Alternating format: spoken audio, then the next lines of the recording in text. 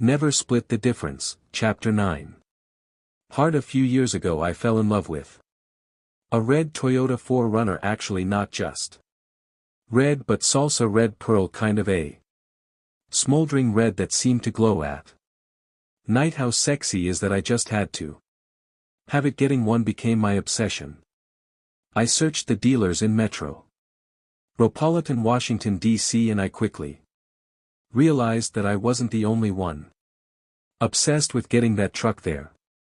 Weren't any in that color in the entire area, none at all save at one dealer. You know how they tell you not to shop for groceries when you're hungry? Well, I was hungry, very hungry actually. I was in love. I sat down, centered myself, and strategized. This lot was my only shot. I had to make it count. I drove to the dealer on a sunny Friday afternoon. I sat down across from the salesman, a nice enough guy named Stan, and told him how gorgeous the vehicle was. He offered me the usual smile. He had me, he thought, and mentioned the sticker price on that beautiful vehicle. $36,000. I gave him an understanding nod and pursed my lips. The key to beginning a haggle is to rattle the other guy ever so gently. You do it in the nicest way possible. If I could thread that needle, I had a good chance at getting my price. I can pay $330,000, I said, and then I can pay it up front, all cash. I'll write a check today for the full amount. I'm sorry, I'm afraid I just can't pay any more. His smile flickered a little bit at the edges as if it were losing focus, but he tightened it down and shook his head. I'm sure you can understand we can't do that. The sticker price is $36,000 after all. How am I supposed to do that? I asked deferentially. I'm sure, he said, then paused as if he wasn't sure what he'd meant to say. I'm sure we can figure something out with financing the $36,000. It's a beautiful truck, really amazing. I can't tell you how much I'd love to have it. It's worth more than what I'm offering. I'm sorry, this is really embarrassing. I just can't do that price. He stared at me in silence, a little befuddled now. Then he stood and went into the back for what seemed like an eternity. He was gone so long that I remember saying to myself, damn, I should have come in lower. They're going to come all the way down. Any response that's not an outright rejection of your offer means you have the edge. He returned and told me like it was Christmas that his boss had okayed a new price, $334,000. While your offer is very generous, and this is the car of my dreams, I said. I really wish I could do that. I really do. This is so embarrassing. I simply can't. He dropped into silence, and I didn't take the bait. I let the silence linger, and then with a sigh he trudged off again. He returned after another eternity. You win, he said. My manager OED $32,500. He pushed a paper across the desk that even said you win in big letters. The words were even surrounded with smiley faces. I am so grateful. You've been very generous, and I can't thank you enough. The truck is no doubt worth more than my price, I said. I'm sorry, I just can't do that. Up he stood again, no smile now, still befuddled. After few seconds he walked back to his manager, and I leaned back. I could taste victory. A minute later, no eternity this time, he returned and sat. We can do that, he said. 2 days later I drove off in my salsa red pearl Toyota 4Runner for $30,000. God, I love that truck still. Drive it today. Most negotiations hit that inevitable point where the slightly loose and informal interplay between two people turns to confrontation and the proverbial brass tacks. You know the moment you've mirrored and labeled your way to a degree of rapport. An accusation audit has cleared any lingering mental or emotional obstacles, and you've identified and Summarize the interests and positions. At stake eliciting a that's right and.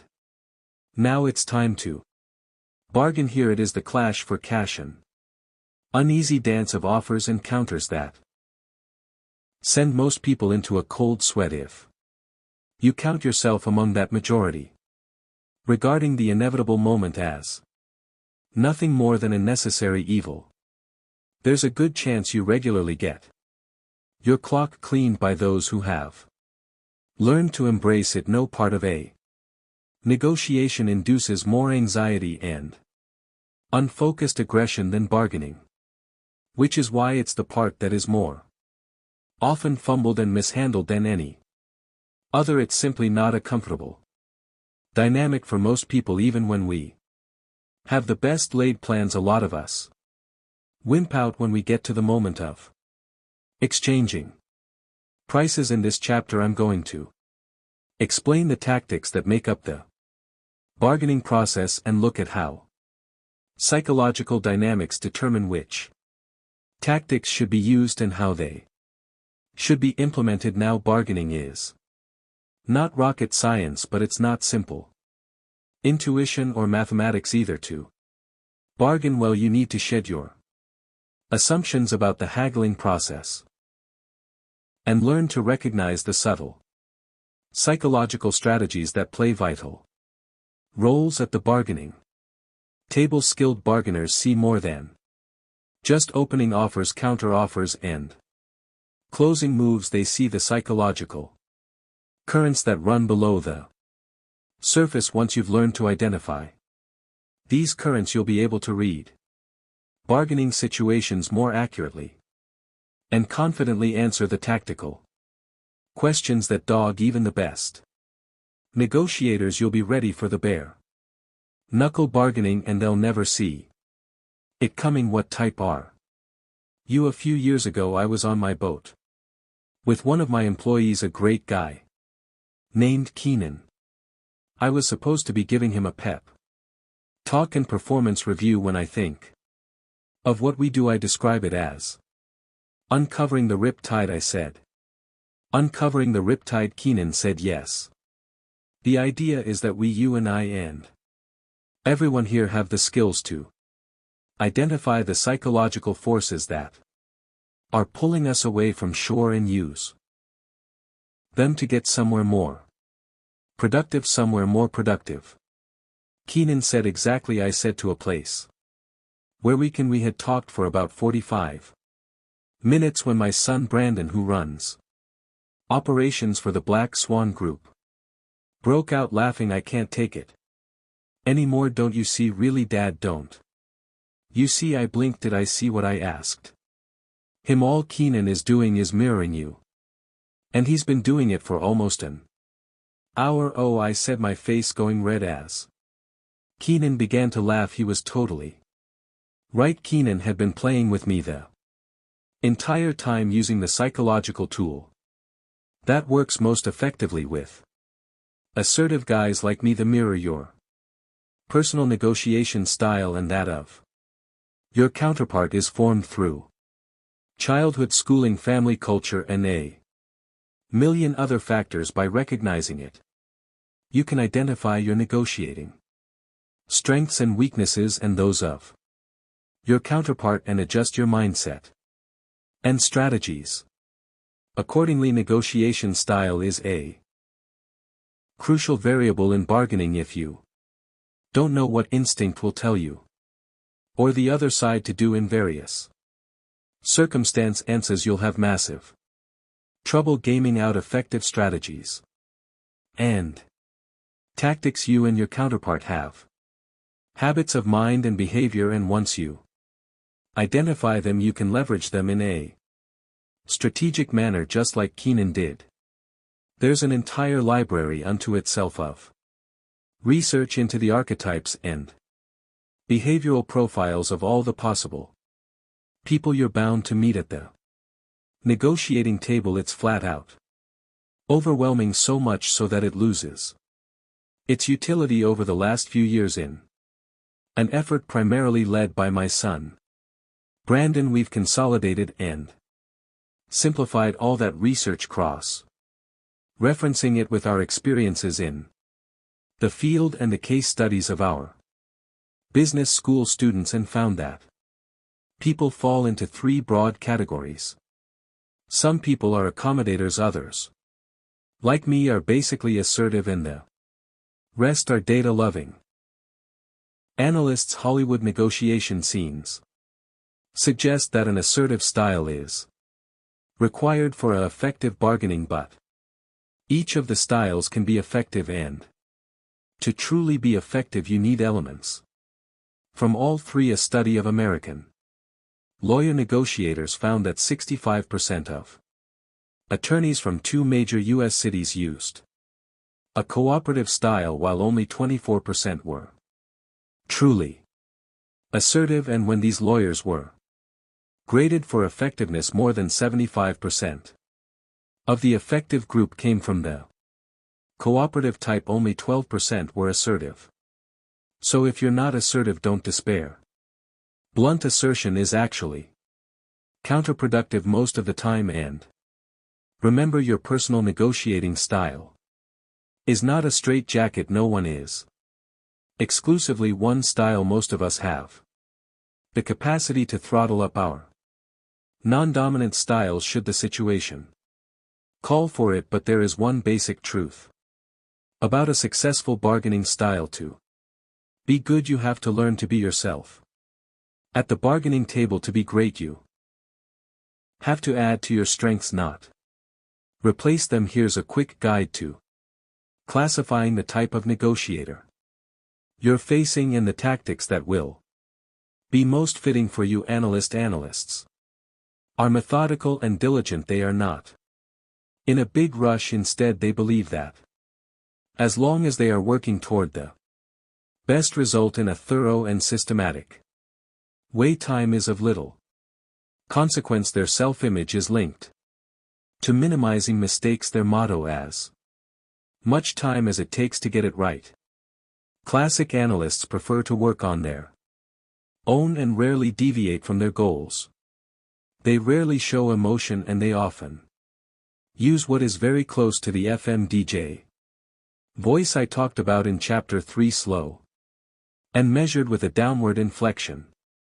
However, analysts often speak in a way that is distant and cold instead of soothing. This puts people off without them knowing it, and actually limits them from putting their counterpart at ease and opening them up. Analysts pride themselves on not missing any details in their extensive preparation. They will research for 2 weeks to get data they might have gotten in 15 minutes at the negotiating table, just to keep from being surprised. Analysts hate surprises. They are reserved problem solvers and information aggregators, and are hyper sensitive to reciprocity. They will give you a piece, but if they don't get a piece in return within a certain period of time, they lose trust and will disengage. This can often seem to come out of nowhere, but remember, since they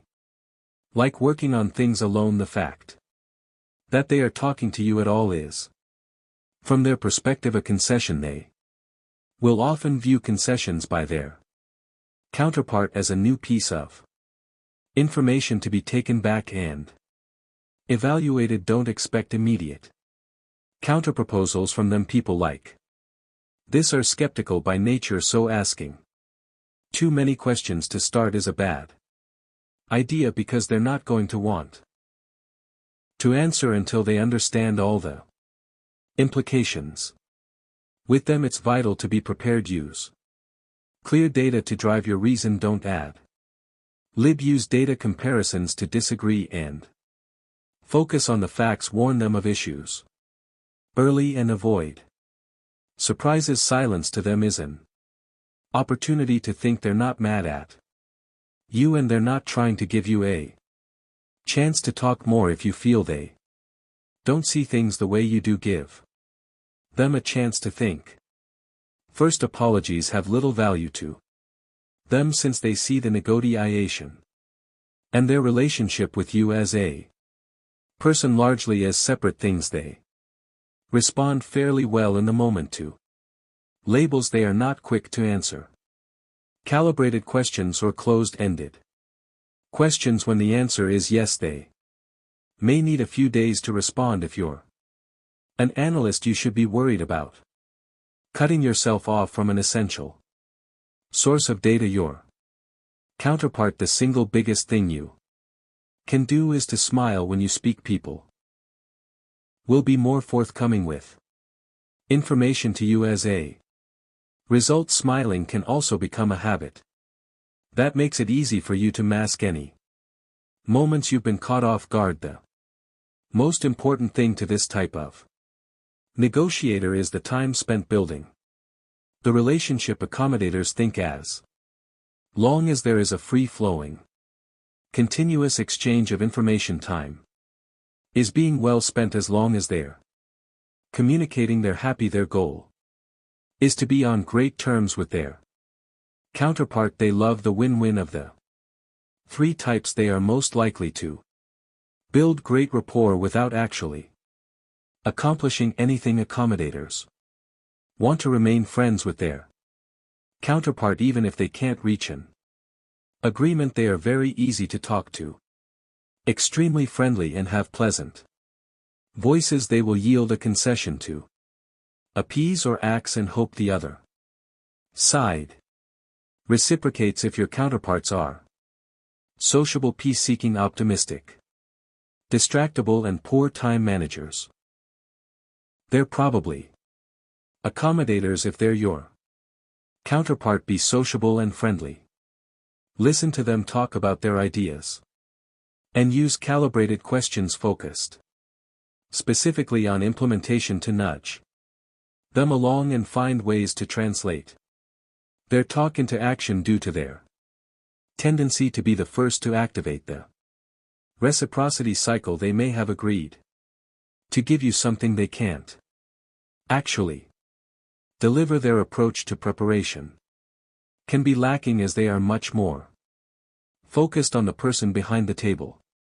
They want to get to know you. They have a tremendous passion for the spirit of negotiation and what it takes not only to manage emotions but also to satisfy them. While it is very easy to disagree with an accommodator because they want nothing more than to hear what you have to say, uncovering their objections can be difficult. They will have identified potential problem areas beforehand and will leave those areas unaddressed out of fear of the conflict they may cause.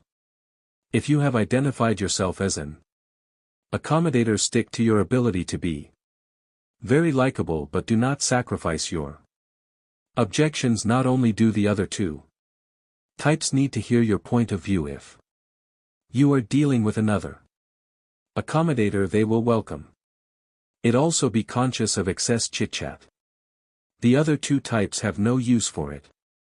And if you're sitting across the table from someone like yourself, you will be prone to interactions where nothing gets done. Assertive. The assertive type believes time is as money. Every wasted minute is a wasted dollar. Their self-image is linked to how many things they can get accomplished in a period of time. For them, getting the solution perfect isn't as important as getting it done. Assertives are fiery people who love winning above all else, often at the expense of others. Their colleagues and counterparts never question where they stand because they are always direct and candid. They have an aggressive communication style, and they don't worry about future interactions. Their view of business relationships is based on respect, nothing more and nothing less. Most of all, the assertive wants to be heard, and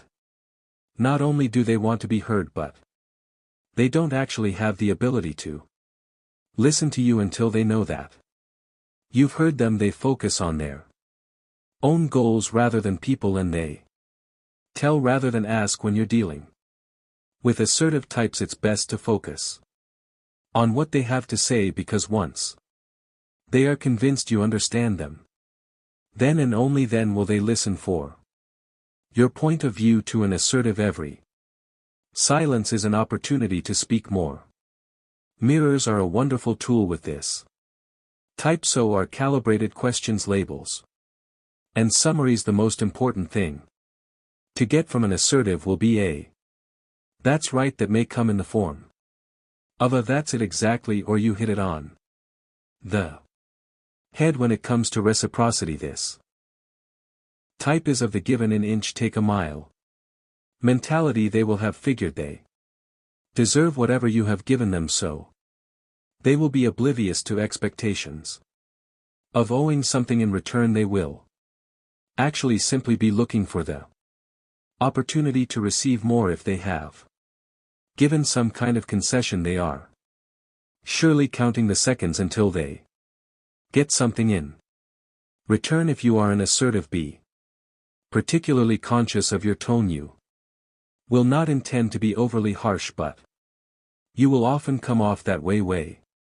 Intentionally soften your tone and work to make it more pleasant. Use calibrated questions and labels with your counterpart, since that will also make you more approachable and increase the chances for collaboration. We've seen how each of these groups views the importance of time differently. Time equals preparation. Time equals relationship. Time equals money. They also have completely different interpretations of silence. I'm definitely an assertive, and at a conference this a calm accommodator type told me that he blew up a deal. I thought, what did you do? Scream at the other guy and leave, because that's me blowing up a deal. But it turned out that he went silent. For an accommodator type, silence is anger. For analysts, though, silence means they want to think. And assertive types interpret your silence as either you don't have anything to say or you want them to talk. I'm one, so I know the only time I'm silent is when I've run out of things to say. The funny thing is, when these cross over, when an analyst pauses to think, their accommodator counterpart gets nervous and an assertive one starts talking, thereby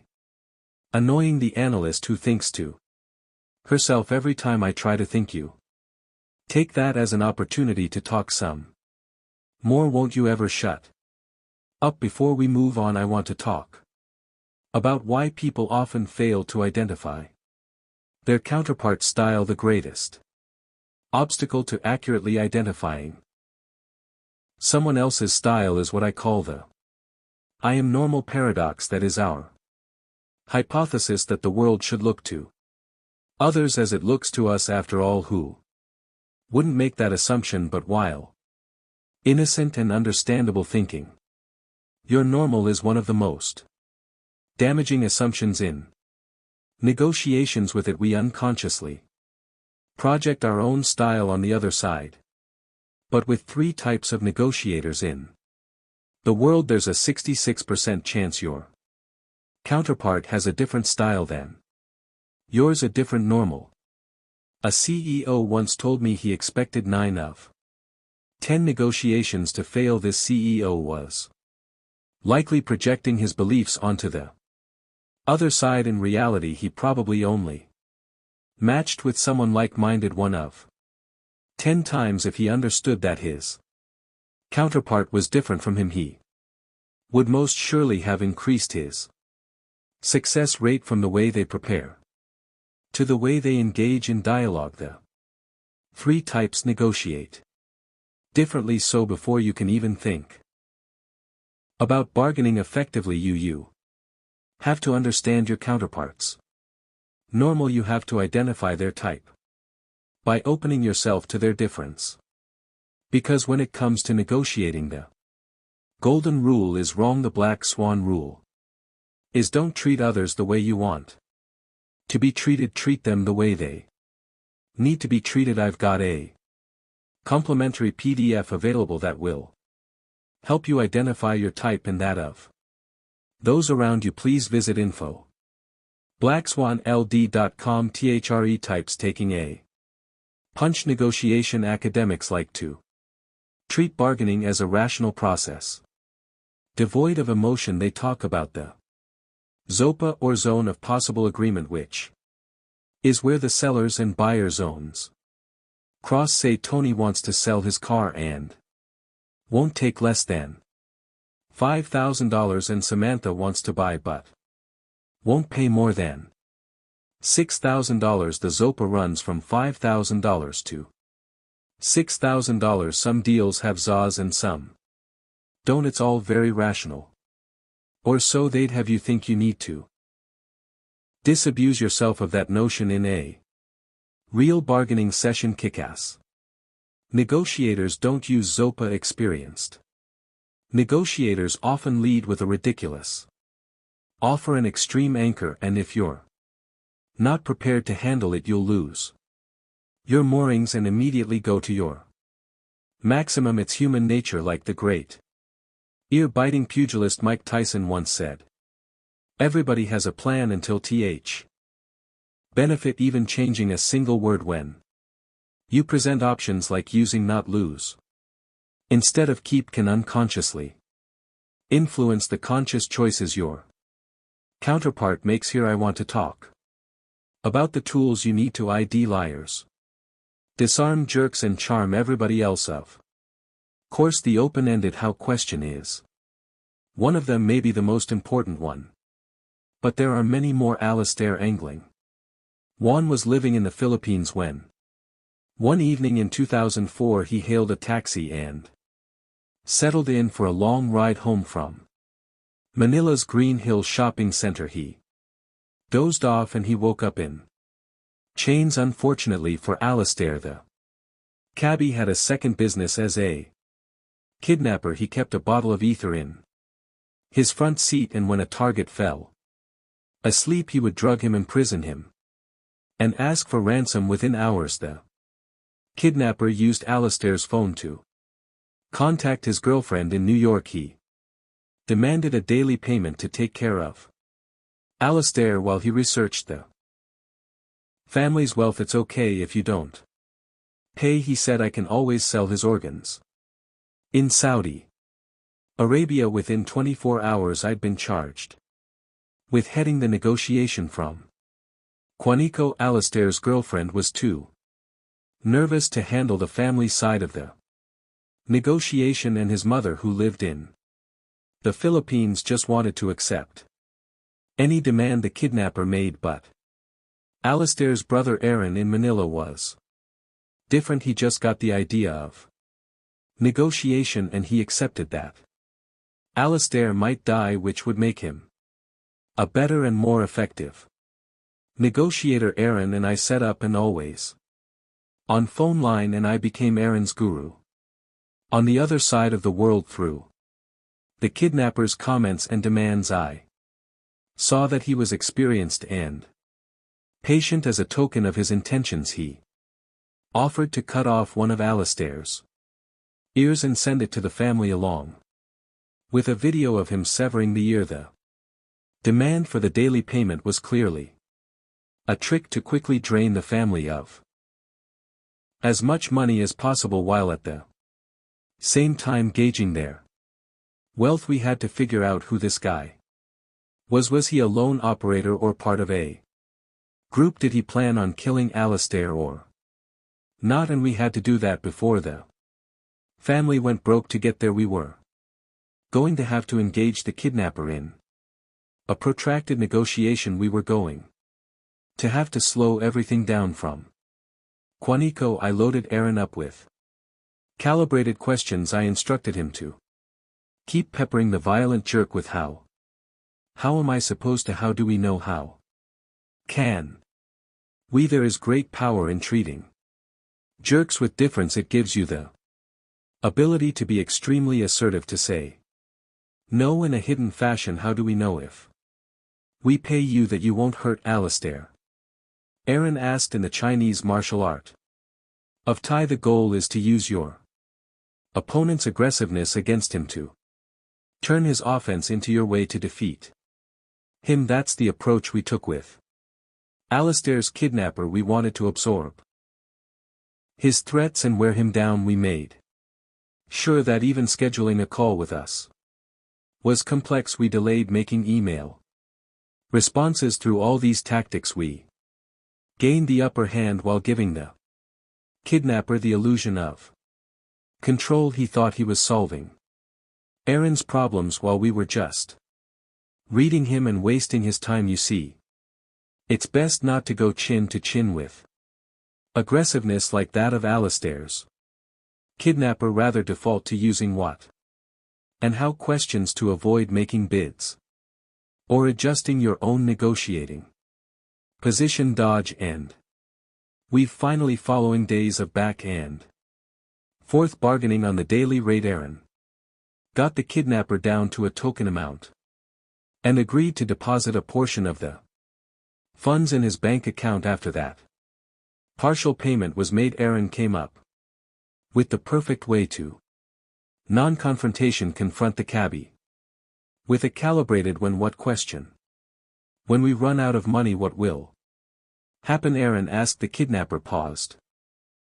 It will be all right, he finally responded. Yes, without realizing what he had just agreed to. Our killer had just promised us he wouldn't hurt Alistair. A repetitive series of what and how questions can help you overcome the aggressive tactics of a manipulative adversary. As you can see in that last exchange, the kidnapper's protracted chats with Aaron had turned Aaron almost into a friend. Over time the kidnapper had become unguarded about spending time on the phone with his friend. Finally the Philippine National Police investigators tracked the phone to a house and raided it. The kidnapper and Alistair were not there, but the kidnapper's wife was. She told the police about another house they owned. The police quickly raided the other house, free Alistair and arrested the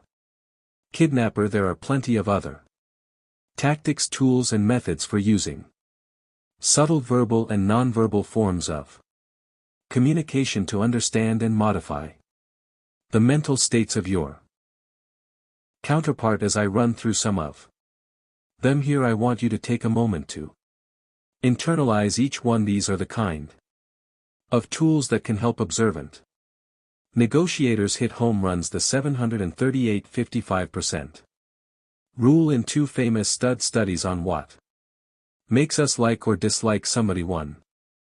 UCLA psychology professor Albert Moravian created the 73855 rule that is only 7% of a message is based on the words, while 38% comes from the tone of voice and 55% from the speaker's body language and face. While these figures mainly relate to situations where we are forming an attitude about somebody, the rule nonetheless offers a useful ratio for negotiators. You see, body language and in tone of voice, not words, are our most powerful assessment tools. That's why I'll often fly great distances to meet someone face to face, even when I can say much of what needs to be said over the phone. So how do you use this rule? First, pay very close attention to tone and body language to make sure they match up with the literal meaning of the words. If they don't align, it's quite possible that the speaker is lying, or at least unconvinced. When someone's tone of voice or body language does not align with the meaning of the words they say, use labels to discover the source of the incongruence. Here's an example. You so we're agreed them. Yes, I heard you say yes, but it seemed like there was hesitation in your voice. Them, oh, it's nothing. Really, no, this is important. Let's make sure we get this right. Thanks, I appreciate it. This is the way to make sure your agreement gets implemented with no surprises, and your counterpart will be grateful. Your act of recognizing the incongruence and gently dealing with it through a label will make them feel respected. Consequently, your relationship of trust will be improved. The rule of 3. I'm positive that sometime in your life you've been Involved in a negotiation where you got a yes that later turned out to be a no. Maybe the other party was lying to you. Or maybe they were just engaged in wishful thinking. Either way, this is not an uncommon experience. This happens because there are actually three kinds of yes: commitment, confirmation, and counterfeit, as we discussed in Chapter 5. So many pushy salesmen try to trap their clients into the commitment yes that many people get very good at the counterfeit yes. One great tool for avoiding this trap is the rule of three. The rule of three is simply getting the other guy to agree to the same thing 3 times in the same conversation. It's tripling the strength of whatever dynamic you're trying to drill into at the moment. In doing so, it uncovers problems before they happen. It's really hard to repeatedly lie or fake conviction. When I first learned this skill, my biggest fear was how to avoid sounding like a broken record or coming off as really pushy. The answer I learned is to vary your tactics the first time they agree to something or give you a commitment. That's number 1.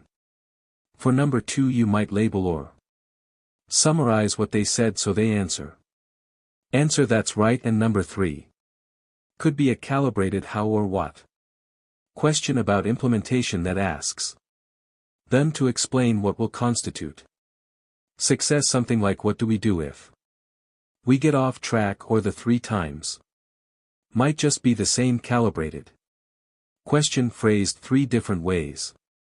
Like, what's the biggest challenge you faced? What are we up against here? What do you see as being the most difficult thing to get around? Either way, going at the same issue 3 times uncovers falsehoods as well as the incongruences between words and body language we mentioned in the last section. So next time you're not sure your counterpart is truthful and committed, try it the Pinocchio effect with Carlo Cott's famous character Pinocchio. It was easy to tell when he was lying. You just had to watch the nose. It turns out that Cody wasn't far off reality. Most people offer obvious telltale signs when they're lying, not a growing nose but close enough. In a study of the components of lying, Harvard Business School professor Deepak Malhotra and his co-authors found that on average liars use more words than truth tellers and use far more third-person pronouns. They start talking about him, her, it, one, they and their rather than I in order to put some distance between themselves and the lie. And they discovered that liars tend to speak in more complex sentences in an attempt to win over their suspicion counterparts. It's what W.C. Fields meant when he talked about baffling someone with the researchers dubbed this the Pinocchio effect, because just like Pinocchio's nose, the number of words grew along with the lie. People who are lying are understandably more worried about being believed, so they work harder, too hard as it were, at being believable. Pay attention to their usage of pronouns. The use of pronouns by a counterpart can also help give you a feel for their actual importance in the decision and implementation chains on the other side of the table. The more in love they are with I, me and my, the less important they are. Conversely, the harder it is to get a first-person pronoun out of a negotiator's mouth, the more important they are. Just like in the Malhotra study, where the liar is distancing himself from the lie in a negotiation. Smart decision makers don't want to be cornered at the table into making a decision. They will defer to the people away from the table to keep from getting pinned down. Our cab driver kidnapper in the Philippines of Alistair Angling one used we, they and them so rigorously early on in the kidnapping. I was convinced we were engaged with their leader. I just never knew how literally True, it was until the rescue in the Chase Manhattan bank robbery from Chapter 2. The bank robber Chris Voss consistently talked out how dangerous the others were and how little influence he had on them all. A lie. Pay attention to their usage of pronouns. The use of pronouns by a counterpart can also help give you a feel for their actual importance in the decision and implementation chains on the other side of the table. The more in love they are with I, me and my, the less important they are. Conversely, the harder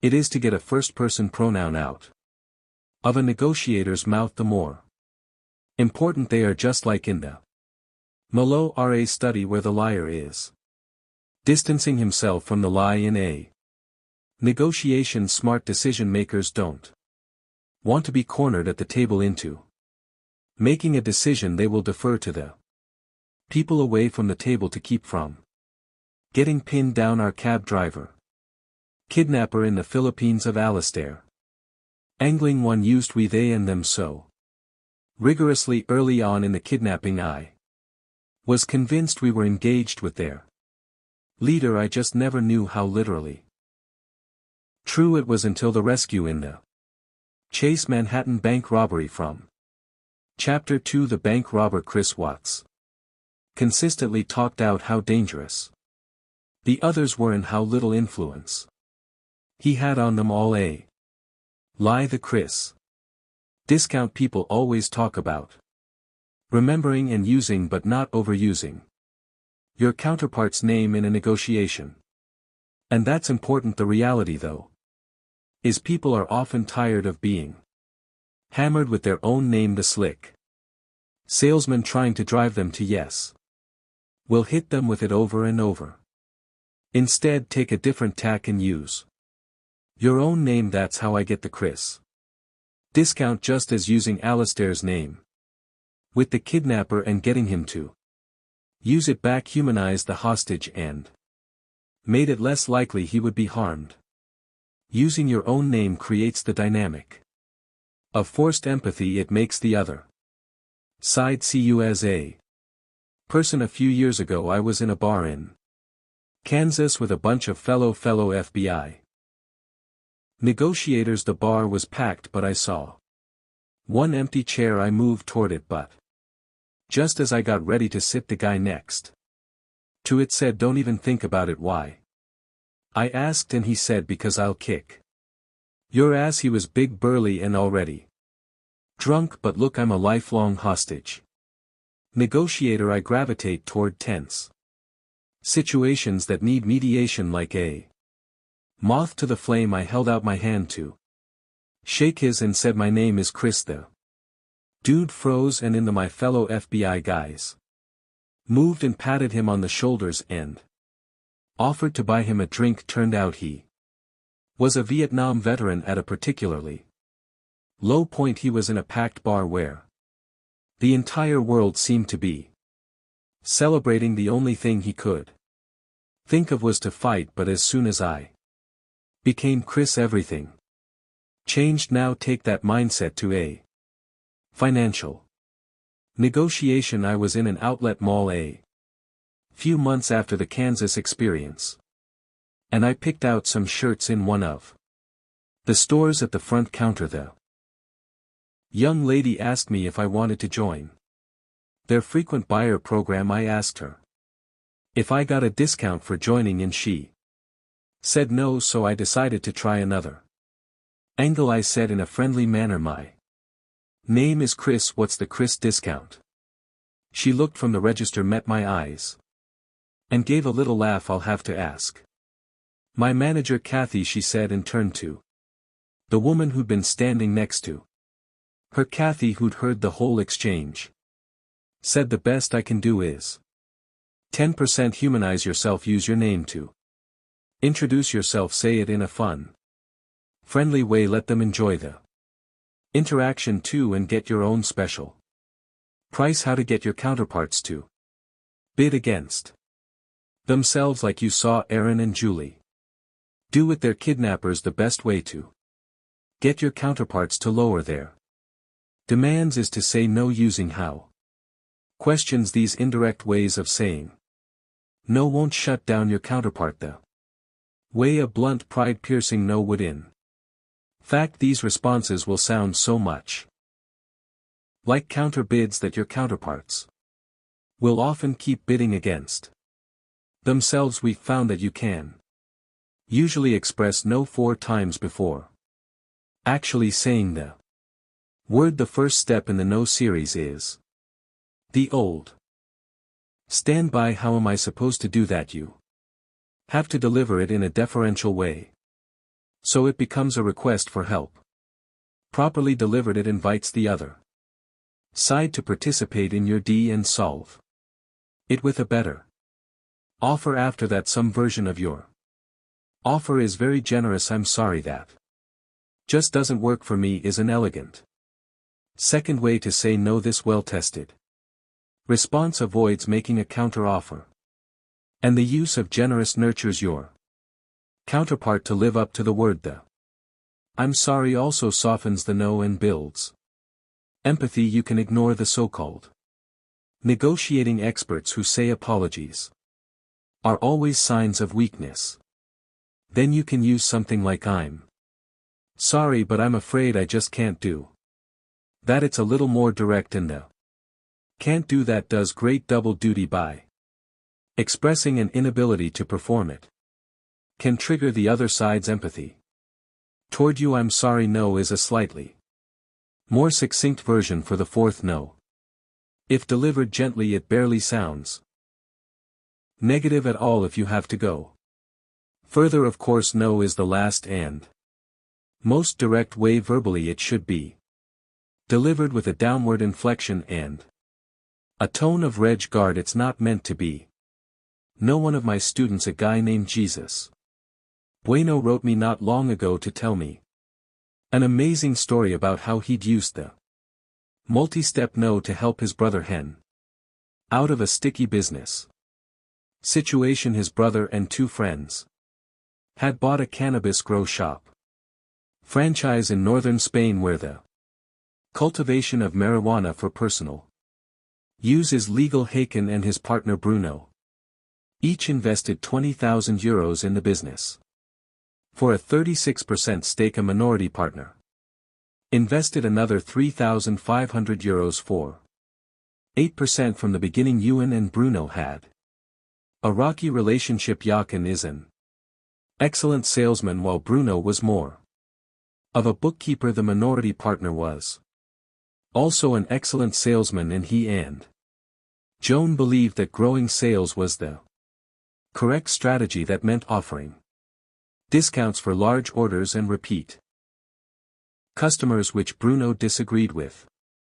Their planned spending on launching a website and expanding inventory also rubbed Bruno the wrong way. Then Bruno's wife became a problem as she started nagging Hen about how he should not spend so much on expansion and instead take more profits. One day Haken was reviewing inventory purchases and noticed that some items they had ordered had not been placed on the store's shelves. He began searching for them online, and to his surprise he found an eBay store set up with the wife's first name that was selling exactly those missing products. This started a huge argument between Bruno and Hen and soured their relationship in the heat of the moment. Bruno told Haken that he was open to selling his shares because he felt the business risks they were taking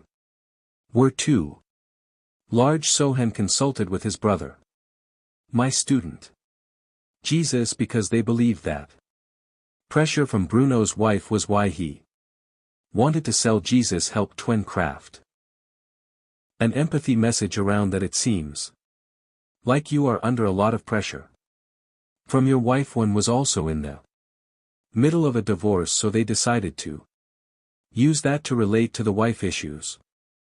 And they prepared an accusation audit. I know you think I don't care about costs and taking profits from the company in order to diffuse the negative energy and get Bruno talking. It worked. Like a charm, Bruno immediately agreed.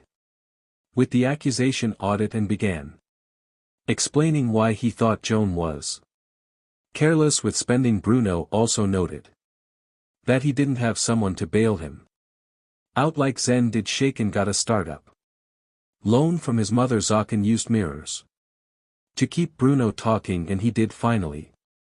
Zaken said, I know how the pressure from your wife can feel. I'm going through a divorce myself, and it really takes a lot out of you. Bruno then went on a 10-minute rant about his wife and let slip a huge piece of information. The wife was very upset because the bank that lent them the 20,000 euros had reviewed their loan and had given them two options: repay the loan in full or pay a much higher interest rate. Bingo. Ewan and Jesus huddled after learning that and decided that Jochen could reasonably pay just above the loan price because Bruno had already taken 14,000 euro in salary from the business. The letter from the bank put Bruno in a bad spot, and Jochen figured he could bid because there wasn't really a market for Bruno to sell his shares. They decided that 23,000 euros would be the magic number, with 11,000 euros UPF front with the remaining 12,000 over a year period. Then things went sideways. Instead of waiting for Bruno to name a price, Ewan jumped the gun and made his full offer, telling Bruno that he thought it was very fair. If there's one way to put off your counterpart, it's by implying that disagreeing with you is unfair. What happened next proved that Bruno angrily hung up the phone. In 2 days later, Zaken received an email from a guy saying he'd been hired to represent Bruno. They wanted 30,812, 20,000 for the loan, 4,000 for salary, 6,234 equity, and 582 euros for interest. Non-round figures that seemed unchangeable in their specificity. This guy was a pro. Jesus told Joan that he truly screwed up, but they both knew that Bruno was pretty desperate to sell, so they decided to use the multi-step no strategy to get Bruno to bid against himself. The worst case scenario they decided was that Bruno would just change his mind about selling his shares and the status quo would continue. It was a risk they'd have to take. They crafted their first no message. The price you offered is very fair, and I certainly wish that I could afford it. Bruno has worked very hard for this business, and he deserves to be compensated appropriately. I am very sorry, but wish you the best of luck. Notice how they made no counter offer and said no without using the word. Joan was shocked when the following day he received an email from the advisor lowering the price to 28,346 hen, and Jesus then crafted their second gentle no thank you for your offer. You were generous to reduce the price, which I greatly appreciate. I really wish that I could pay you this amount, but I am sincere in that I cannot afford this amount at this time. As you know, I am in the middle of a divorce and I just cannot come up with that type of money again. I wish you the best of luck. The next day Ewan received an online email from the advisor dropping the price to 225,000 euros. Ewan wanted to take it, but Jesus told him that he had some no steps to go. Yakin fought him, but in the end he relented. There's a critical lesson there. The art of closing a deal is staying focused to the very end. There are crucial points at the finale when you must draw on your mental discipline. Don't think about what time the last flight leaves or what it would be like to get home early and play golf. Do not let your mind wander. Remain focused. They wrote, thank you again for the generous offer. You have really come down on the price, and I have tried very Hard to come up with that amount. Unfortunately no one is willing to lend me the money. Not even my mother. I have tried various avenues but cannot come up with the funding. In the end I can offer you 23,567, although I can only pay 15,321 wars and 37 up front. I could pay you the remainder over a 1-year period. But that is really the most I can do. I wish you the best in your decision. Brilliant use of specific numbers, and what an empathy-building way to say no without using the word, and it worked.